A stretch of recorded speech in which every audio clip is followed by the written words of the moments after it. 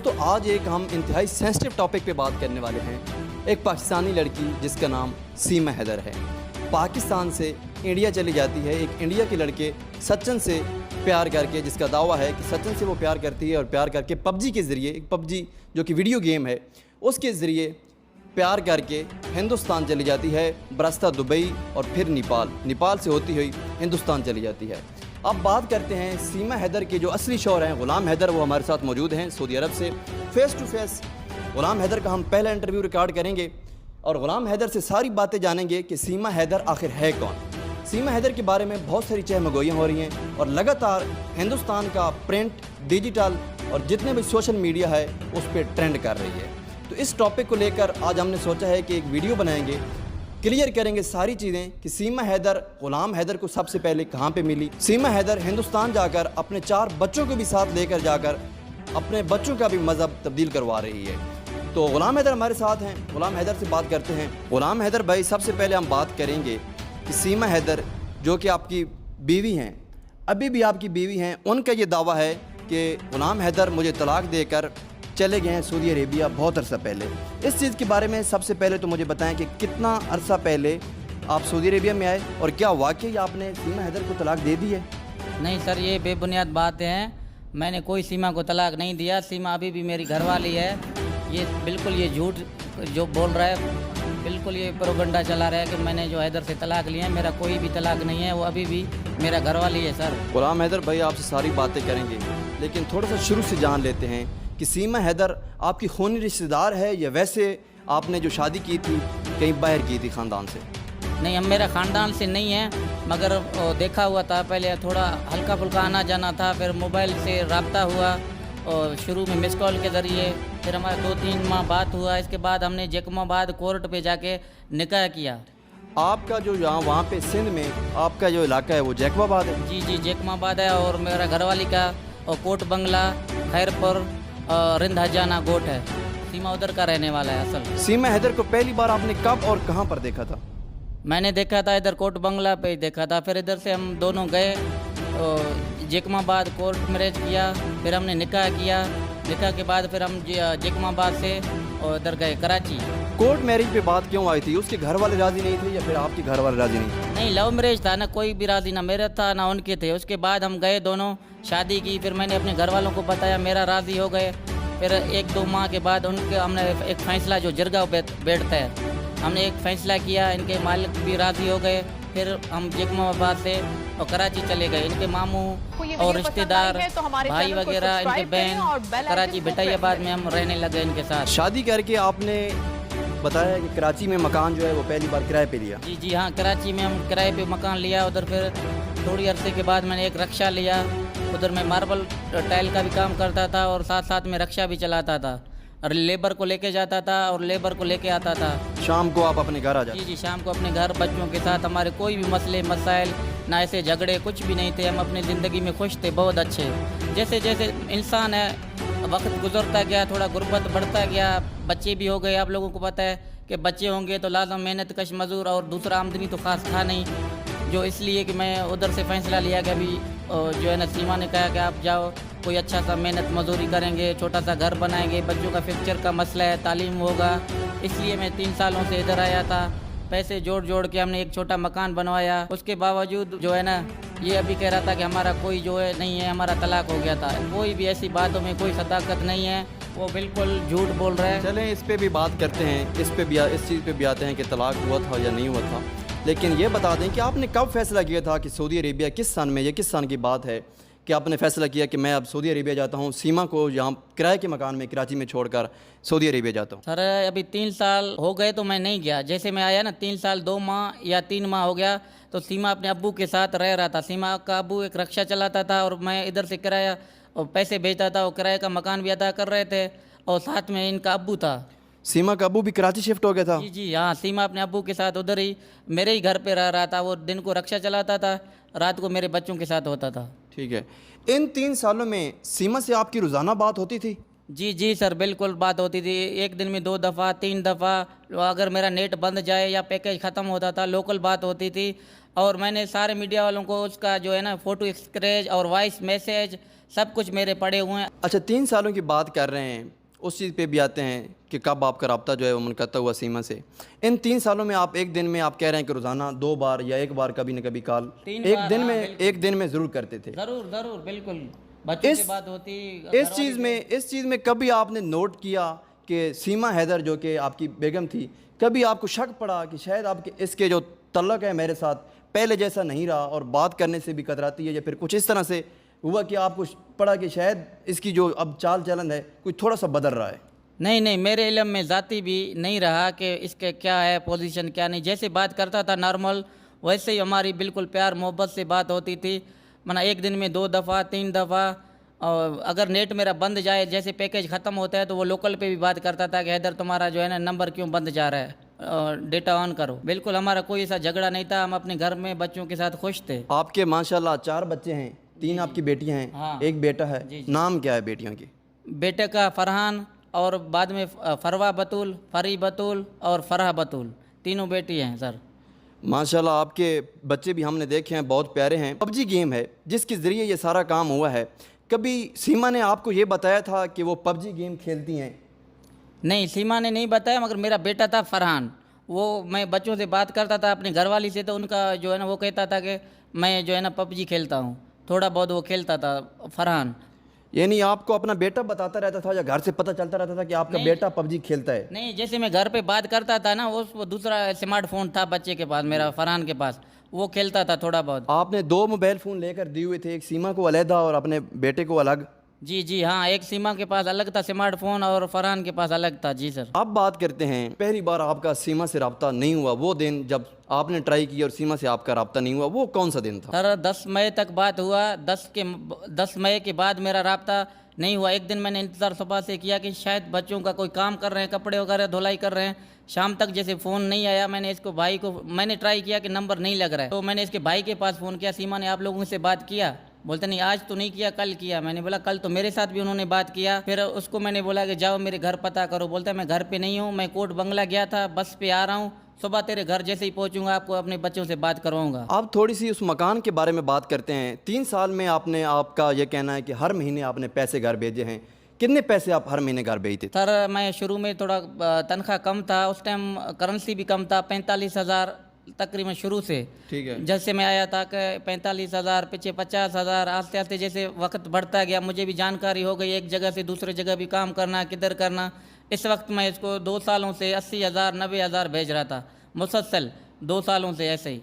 पहले मैंने सिर्फ शुरू में माना 45 से 50,000 तक भेजा 1 साल। ठीक है, ये बहुत बड़ी रकम है और हम सऊदी अरेबिया में रहते हैं, हम जान सकते हैं कि 70-80 हज़ार रुपया भेजना सऊदी अरेबिया से कमा कर, हक हलाल का मेहनत करके, कोई मामूली बात नहीं है। अब बात करते हैं कि कब आपने फैसला किया कि आपको कराची में अपना मकान बनाना चाहिए? सर ये तकरीबन 1.5 साल पहले हमने बोला कि हमने एक वीसी भी रखी थी, वीसियाँ भी खुल गई, पैसे जोड़ के हमने तक 1.5 साल पहले तो हमने घर लिया था छोटा सा, एक मकान, आज से 1.5 साल पहले? जी हाँ, 1.5 साल पहले हमने घर लिया था सर। कितने का लिया था घर? सीमा कह रहा था कि हमने लिया 13.5 लाख का सर। 13.5 लाख रुपया आपने वो इधर से कुछ जमा करके? पैसा तो सारा मैंने ही अदा किया ना। अच्छा। क्या हाँ, वो बोल रहा था इतना पड़े हुए हैं इतना, फिर मैंने 2-2.5 लाख रुपया अपने अबू से भी पैसे लिया था उधार, वो बाद में वो भी मैंने अदा किया कि पैसा मैंने इसको 13.5 लाख रुपया दे दिया था कि आप घर का मालिक मकानों को उनको देकर आज़ाद करवाया था सर। आज से 1.5 साल पहले, यानी किराए के मकान से सीमा अपने बच्चों समेत? नहीं, अपने घर शिफ्ट नहीं हुए, वो फिर भी हम किराए पे ही रह रहे थे, अपना लिया था ना। अच्छा, आप अभी तक किराए पे भी सीमा रह रही थी? जी ठीक हम है। लिया था, मगर वो बोलते हैं इनको मरम्मत करवाएंगे, कलर करवाएंगे, अच्छा सा बनाएंगे, या इनको तोड़ फोड़ के मना अच्छा बनाएंगे, 2-3 मंजिला बनाएंगे, मगर शिफ्ट नहीं थे हम। जहाँ से 3 सालों से हम रह रहे थे उस मालिक मकान के साथ रह रहे थे सर। उधर का किराया मिलता था, सीमा वो किराया उनसे लेकर मालिक मकानों को देता था। अच्छा, अब बात करते हैं सीमा के बारे में। ये जो चहमगोइयाँ हो रही हैं हिंदुस्तान में, हिंदुस्तान मीडिया जो है लगातार इस चीज़ पे बात कर रहा है कि सीमा मुसलमान थी। बहुत सारे मैंने इंटरव्यूज़ भी देखे हैं कि सीमा से वो कलमा, नमाज और कोई ना कोई सूरत सुनने के लिए सीमा से बार बार रिक्वेस्ट करते हैं और सीमा ये बात कहकर टाल देती है कि वो अब उसका जो मजहबी रुझान है वो तब्दील हो चुका है और वो हिंदू धर्म में बिल्कुल आ चुकी हैं। इस्लामी जो की चीज़ें हैं, नमाज, कोई सूरत, फिर कलमा, इस चीज़ पे बात नहीं करती और ना वो कलमा सुनाना चाहती है किसी भी मीडिया चैनल को। तो जब आप और सीमा इकट्ठे थे, बहुत सारा अरसा आपने इकट्ठे भी गुजारा है, ठीक है आप 3 साल पहले आ गए, लेकिन सीमा के साथ इकट्ठा भी आप ज़हरी बात है 3-4 साल रहे होंगे, तभी आपके 4 बच्चे हैं। उस वक्त सीमा का जो मजहबी रुझान था वो क्या था? सीमा नमाज पढ़ती थी?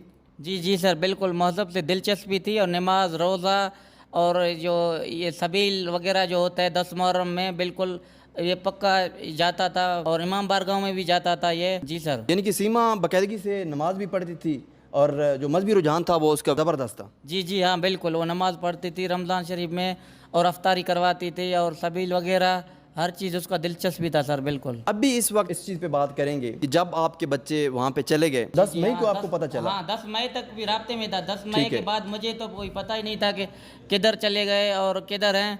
फिर अचानक मैंने एक भारतीय मीडिया से एक खबर देखी तो बच्चे मेरे भारत पुलिस कस्टडी में है, मेरे पैरों से ज़मीन निकल गया। बच्चे किधर गए, कहाँ गए, कैसे गए, फिर मैं बहुत परेशान था। यानी कि इससे पहले जब आपने इंडियन मीडिया का क्लिप देखा, इससे पहले आप ये समझ रहे थे कि मेरे बच्चे जो हैं वो पाकिस्तान में ही कहीं ना कहीं? हाँ, यही मुझे पता ही नहीं था, कोई इल्म ही नहीं था कि बच्चे कहाँ हैं, किधर हैं, कौन सी जगह पे हैं।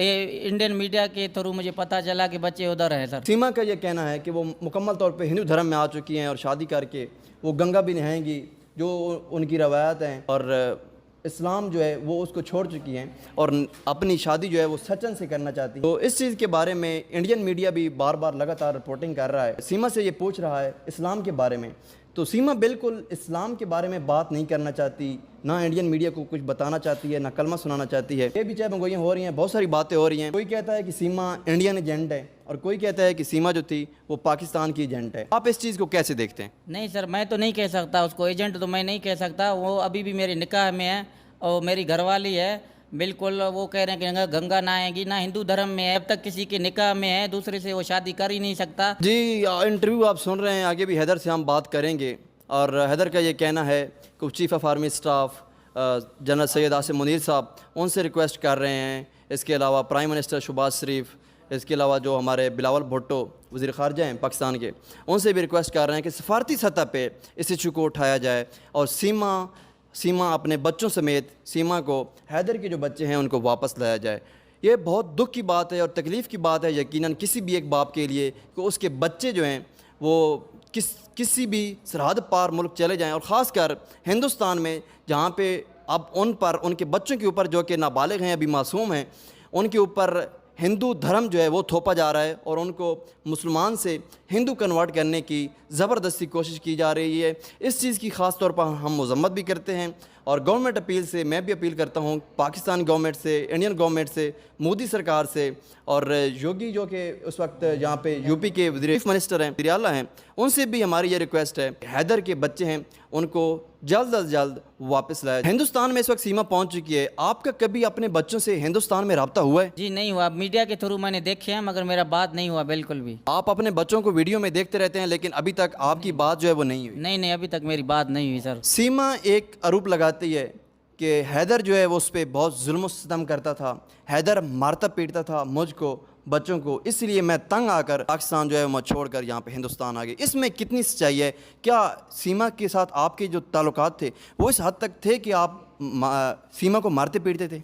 नहीं सर, हमारे सीमा से बहुत अच्छे ताल्लुकात थे।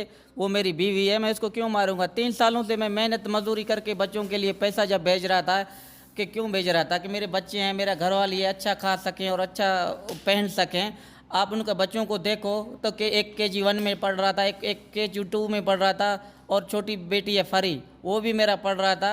मैं ये जो है ना बिल्कुल प्रोगंडा चला रहा है, इस बात में कोई सदाकत नहीं है। मैं बाहर आया बच्चों के लिए मेहनत मजदूरी कर, एक गैरतमंद बाप क्या हो सकता है कि गरीब था तभी भी मैंने मुल्क छोड़ा और मेहनत किया, मजदूरी किया ताकि मेरा बच्चे अच्छा खा सकें और अच्छा पहन सकें। सीमा अभी भी मेरी घरवाली है, सीमा से मैं प्यार करता हूँ, उसको बोलता हूँ कि आ जाओ घर अपने बच्चों के साथ, हमारा फ्यूचर पाकिस्तान में है, बच्चे पढ़ेंगे। लो अल्लाह ना करे सुबह सीमा कल उसको सीमा मर गया, मेरे बच्चों का उधर कौन है? जी हैदर भाई से हम बात कर रहे हैं। जो हैदर के बच्चे हैं उनके इंटरव्यू पे मैंने देखे हैं, एक छोटा बच्चा जो है पाकिस्तान जिंदाबाद के नारे लगा रहा है और बाकी जो के बच्चे हैं हिंदुस्तान जिंदाबाद की, इंडियन मीडिया जो है वो उनको फोर्स कर रहा है कि हिंदुस्तान जिंदाबाद के नारे लगाएं। सर वो तो बच्चे हैं, उनको कुछ भी कहलाएंगे, इनको बच्चों को तो कोई जोर ज़बरदस्ती हो ही नहीं सकता। बच्चे कुछ भी बोलें, वो नाबालिग हैं और नासूम हैं, उनको जैसा बोलोगे पाकिस्तान जिंदाबाद बोलोगे भी वो बोलेगा। अच्छा ये बताएं हैदर भाई, सीमा इस वक्त जो गई है वो अपने साथ कितना मालीती सामान लेकर गई है? अरे ये तो घर एक बेच के लेके गया, मेरा पैसा लेके गया। तकरीबन उस टाइम हमने 13.5 लाख का लिया था घर, तो अभी ये मसलन इसने बेचा,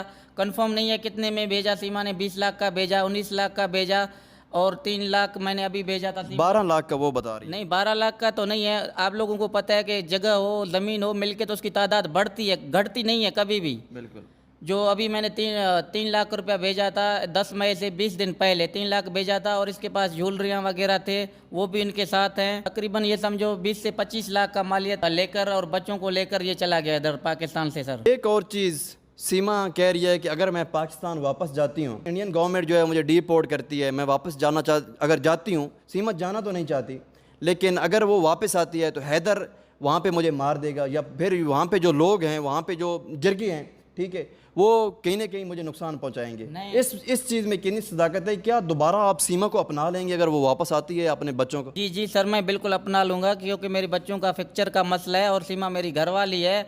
अगर मसाल जहाँ मोहब्बत भी होता है, झगड़े भी होते हैं, अगर मैंने उसको तलाक दिया होता तो मैं इतना इशू क्यों उठाता, अपने सर पे हर बात क्यों उठाता कि बिल्कुल वो मेरी घरवाली है, अब मेरे निकाह में है, सीमा को कोई तलाक नहीं दिया। सीमा जब मैं जीता जागता एक सबूत कह रहा हूँ कि सीमा तू आ, मैं तेरा शोहर हूँ, फिर कौन बोलेगा? सर लगभग 6 से 7 साल आपकी सीमा के साथ शादी रही, इतने अरसे में सीमा से कभी नाराज़गी भी हुई? नहीं इससे तो मैं नहीं कह सकता। इंसान है, जहाँ मोहब्बत होती है वहाँ झगड़े भी होते हैं। सर मैं ऐसे झूठ बोलूँ कि हमारी कभी भी नहीं हुई, तो ऐसे हल्की फुल्की जैसे नाराज़गियाँ घर पे आम तौर पे होते रहती हैं। ऐसे नहीं कि मैं ऐसे झूठ बोलूँ कि नहीं हमने ज़िंदगी में झगड़ा या हमने थोड़ी लड़ाई झगड़ाई नहीं की। ये जैसे नॉर्मल घर पे जो होते रहते हैं ऐसे होता था। बाकी हमारी कोई ऐसा कोई इरादा नहीं था सीमा का कि ये हम सोच रहे थे कि सीमा ऐसे ही करेगा। बिल्कुल 10 मई तक भी हम प्यार मोहब्बत में, मैं क्या कह रहा हूँ, आप मीडिया के थ्रू भले वॉइस मैसेज सुना सकते हो कि 10 मई तक भी मेरे पड़े हुए हैं, निकाहनामा मेरे साथ में है, हर चीज़ हम क्लियर है, मगर ये फिर भी नहीं मान रहे हैं। मैं भारत सरकार को और भारत के लोगों को, हिंदू भाइयों को, हिंदू बहनों को, हिंदू मुस्लिम भाइयों को, सबको मैं कहता हूँ आपके चैनल के तवसल कि मेरी आवाज़ बनो और मेरे साथ इंसाफ किया जाए। सर बिल्कुल, ये जो मामला है अभी सबसे ज़्यादा जिसकी ज़रूरत है वो सपोर्ट की है, और वो पब्लिक की सपोर्ट है। इस मामले को जितना उठाया जाए, ठीक है, जितनी इस पे बात की जाए, ख़ास तौर पे तवज्जो दिलाई जाए, पाकिस्तानी गवर्नमेंट को सफारती सतह पर इस चीज़ पे कदम उठाना चाहिए, सीमा की वापसी के लिए, सीमा के बच्चों की वापसी के लिए, और गुलाम हैदर भाई इनके बच्चों की वापसी के लिए। ये रिज़्क़ हलाल कमाने के लिए सऊदी अरेबिया में सारा दिन मजदूरी करता था, और महीने के बाद जितने भी इसके पास पैसे बचते थे वो सेविंग करके अपने बच्चों को भेजता था, ताकि उसके बच्चे अच्छे शहरी बन सकें, पढ़ लिख सकें, और आगे जाकर पाकिस्तान का रोशन मुस्तकबिल कहीं ना कहीं पाकिस्तान को सर्व कर सकें। वहाँ पे एक इंटरव्यू में देख रहा था, आपका जो बड़ा बेटा है, फ्रांस से एक रिपोर्टर पूछता है कि आप बड़े होकर क्या बनना चाहते हैं, तो वो यही कहता है आर्मी में जाना चाहता हूँ। अभी आपके बेटे ने आपसे इस चीज़ का जिक्र किया कि बड़े होकर वो क्या बनना चाहते हैं? हाँ सर, इसका मामू है ना आर्मी में, इसलिए कह रहा था कि मैं मामू जैसा बनूंगा, आर्मी में जाऊँगा। सर जी ऐसी बातें होती थी कि बोलता है मैं आर्मी में जाऊँ। गुलाम हैदर भाई, सीमा एक इंटरव्यू में इंडियन मीडिया को बता रही है कि गुलाम हैदर की पहले भी एक शादी हुई है, इसमें कितनी सच्चाई है? हाँ सर बिल्कुल वो सही कह रहा है, मेरी शादी हुई थी और मेरी शादी बिल्कुल थी। सीमा से शादी के बाद भी थी, तो 2 माह 3 माह के बाद जब सीमा ने बोला कि अभी जो है ना हम खुश रह सकेंगे और तू गांव से जो है कराची से गांव नहीं जा रहा है, बीवी को अपने को छोड़, बस तू इधर मेरे साथ रहा, और इसलिए जो थोड़ा फड्डे होते थे। फिर सीमा के कहने पे मैंने वो घरवाली को भी तलाक दिया, और उनके 2 बच्चे हैं, एक बेटा और एक बेटी। वो मेरे अम्मी और मेरे अब्बू के साथ रह रहे हैं शुरू से। सीमा से शादी करने से पहले जो आपने पहले शादी की थी उसमें से आपका एक बच्चा और एक बेटा एक बेटी है। ठीक है, एक बेटा और एक बेटी है। वो जो बच्चे हैं आपके, वो आपके वालिद के साथ रह रहे हैं? हाँ वो मेरे वालिद के साथ रह रहे हैं, मेरे अम्मी और मेरे अब्बू के साथ रह रहे हैं। सर इस वक्त उनकी उम्रें क्या है? उनकी उम्र बड़ी उम्र के हैं अभी। वो एक मेरे ख्याल में 10 साल का होगा, एक 9 साल का होगा सर, ऐसे ही। जो आपने पहली शादी की थी वो आपके ख़ानदान में से थी, वो भी बाहर थी? नहीं नहीं, वो ख़ानदान में थी सर। उन बच्चों से आपकी बात होती रहती है? जी जी हाँ, बात होती रहती है। अच्छा, इसके अलावा हैदर भाई हमको ये बताएं कि सीमा जो कि बड़े प्रोफेशनली हैंडल कर रही है इंडियन मीडिया को, मैं उसकी इंटरव्यूज भी सुनता रहता हूँ और बड़ा अच्छे तरीके से ट्रीट करती है। ख़ास तौर पे अगर उसकी हम लैंग्वेज की बात करें, ठीक है, उसकी हिंदी बड़ी अच्छी हो गई है। सीमा पढ़ी हुई कितना है? सर मेरे हिसाब से तो 5वीं पास नहीं है जो बता रहा है। ये क्लास में या स्कूल में तो एक दिन भी नहीं गया। ये गांव में कह रहे हैं कि भुट्टो के दौर में कोई घर पे पढ़ाने के लिए आते थे, फिर यहाँ 1 दर्जा या 2 दर्जा या शायद 3 दर्जा भी हो सके पढ़ा हुआ है, पर मुझे नहीं लग रहा है तो ये लिखा पढ़ा है। बिल्कुल भी ये कहीं भी घर से बाहर पढ़ने के लिए नहीं गया। सीमा तो ये दावा कर रही है कि वो 5 क्लासें जो है वो पढ़ी हुई है। नहीं, 5 का भी ये दावा उसका गलत है, मगर कुछ ना कुछ शायद पढ़ी हुई है। तो वो कह रहे हैं कि भुट्टो के दौर में कोई ऐसे ही कोई पड़ोसी आया था घर पे बच्चों के लिए स्कूल में तालीम दे रहे थे घरों पे आके, फिर 2 है पास है 3 पास है। इसमें भी कोई हकीकत नहीं है कि कितना प्रूफ हमारे को नहीं है कि कितना पास है कितना नहीं है। सीमा की डेट ऑफ बर्थ क्या है? सीमा की पैदाइश जो है वो क्या है, आपको कुछ पता है? नहीं नहीं, इस बारे में मुझे नहीं पता। लेकिन उसकी उम्र कितनी होगी? उम्र अभी तो 27 से 28 साल होगी। 27 से 28 साल उसकी उम्र है। जी जी, तकरीबन ऐसे ही है। ठीक है। हैदर भाई आपकी इस वक्त एज क्या है? मेरा एज सर मैं लिखा पढ़ा नहीं हूँ, आपको NIC देखो आगे चेक करोगे कितना है कितना नहीं है। एक चीज़ जो कि पाकिस्तानी अवाम और हिंदुस्तानी अवाम में बहुत ज़्यादा है, इवन कि जो कि हिंदुस्तानी पब्लिक है वो भी कमेंट्स कर रही है इस चीज़ पे कि ये इतनी अच्छी हिंदी कैसे बोल रही है, जितनी जैसे कि जितने भी लफ्ज़ होते हैं, हमारी उर्दू मुख्तलिफ है और हिंदी थोड़ी सी मुख्तलिफ है, बात करने में एक जैसी है लेकिन लहजा थोड़ा सा मुख्तलिफ है और कुछ जो चीज़ें हैं वो थोड़ी सी मुख्तलिफ हैं, तो बड़ी रवानी से हिंदी बोलती है। इस चीज़ में क्या कभी यहाँ सिंध में कुछ ऐसा उसने हिंदी जो है वो बोलती थी या फिर क्या था? नहीं नहीं, सिंधी में तो आम तौर पे जो है उर्दू बोला जाता है, हिंदी तो नहीं। पता नहीं वो हिंदी कैसे बोल रहा है, किस वजह से बोल रहा है, किसने ट्रेन किया। आपकी जो घर में बात होती थी उससे, वो किस ज़बान में होती? उर्दू में, सिंधी में, किस में? नहीं, हमारा सराइकी होती थी। बिल्कुल सर। अच्छा, सराइकी। जी जी। ठीक है। वैसे आप सिंधी भी जानते हैं? हाँ, सिंधी भी मैं जानता हूँ। सराइकी और सीमा का जो है ना लैंग्वेज, वो सिंधी नहीं है, सराइकी है सर। सीमा सिंधी नहीं है? नहीं नहीं, वो सराइकी लैंग्वेज बोलते हैं, ठीक तो है। सिंधी नहीं है। सीमा सिंधी जानती है?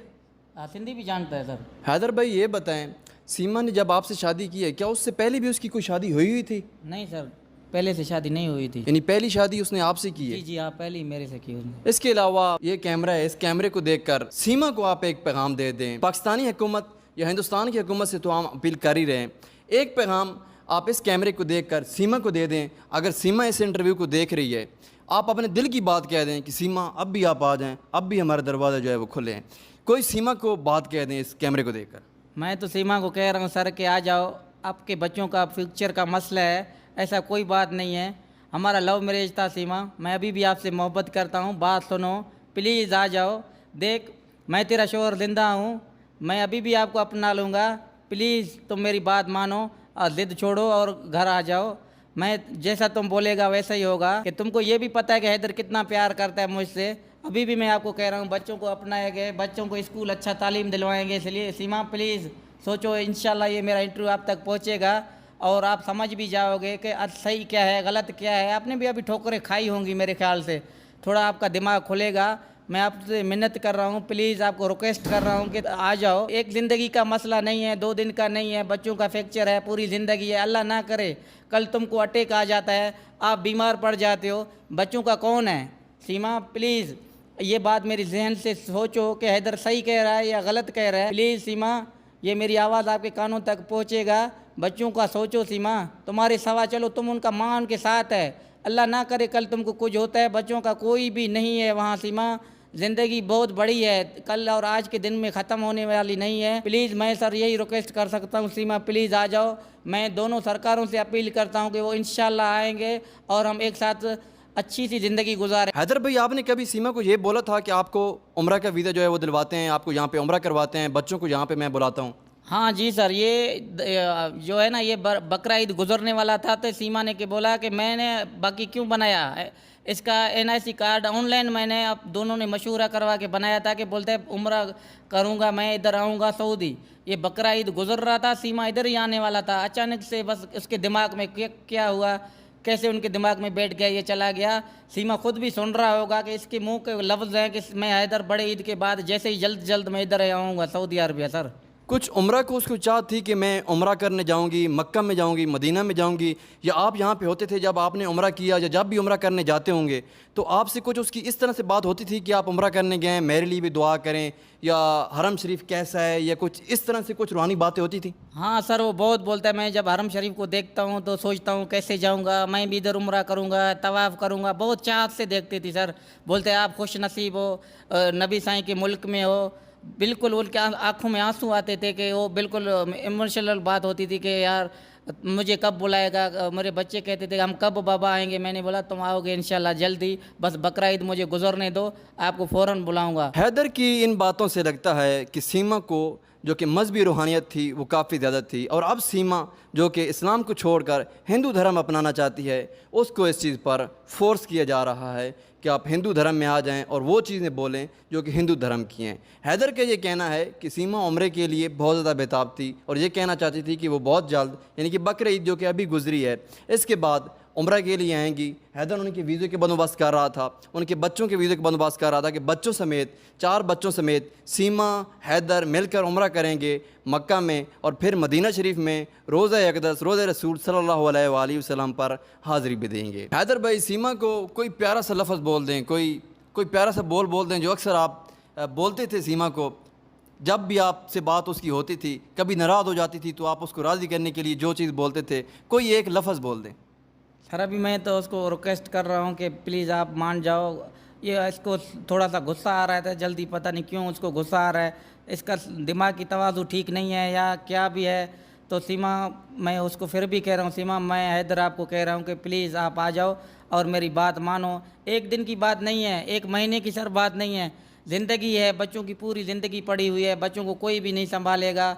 सीमा अभी भी बाज आ जाओ और घर आओ। घर नहीं आ रहा है, सऊदी अरबिया आ रहा हो, कोई खौफ नहीं है। जब मैं तुम्हारा शोहर जिंदा हूँ, आपको कौन कुछ करेगा, मेरे साथ रहेगा। कराची में अच्छा सा घर लेंगे। पहले भी हमने रक्षा लिया, रक्षा ऑटो पे गुजारा किया, फिर इधर आके मेहनत मजदूरी किया। हर गैरतमंद शख्स बच्चों के लिए सब कुछ करता है सर। मैं उसको कह रहा हूँ कि आप सऊदी अरब आओ, मैं पाई जोड़ के यार दोस्तों से पैसे लेके अभी भी मैं तेरे को बुला सकता हूँ, सिर्फ सीमा हाँ करे। सीमा आप हाँ कर दो। हैदर के ये कहना है, हैदर बार बार आपसे ये रिक्वेस्ट कर रहा है, बाकी बातें तो बाद में की जाएंगी। हैदर आपसे डायरेक्ट कह रहा है कि आप आ जाएं। अगर आप पाकिस्तान नहीं आना चाहती, हिंदुस्तान से आप डायरेक्ट सऊदी अरेबिया आ जाएं, बच्चों समेत आ जाएं, यहाँ पे आप रहें और अपनी हंसी खुशी ज़िंदगी गुजारें। फिर वापस पाकिस्तान जाकर कराची में कोई अच्छा सा मकान लेकर, हैदर का कहना है कि मैं अपने बच्चों की पढ़ाई जो है वो जारी रखूँगा, और हैदर के जो बच्चे हैं वो कहीं ना कहीं पाकिस्तान का मुस्तकबिल हैं और आगे जाकर पाकिस्तान को कहीं ना कहीं सर्व करेंगे। मैंने हैदर का पूरा इंटरव्यू रिकॉर्ड किया है। अभी तक हैदर को मैंने बिल्कुल नरम तबीयत, नरम मिजाज पाया है।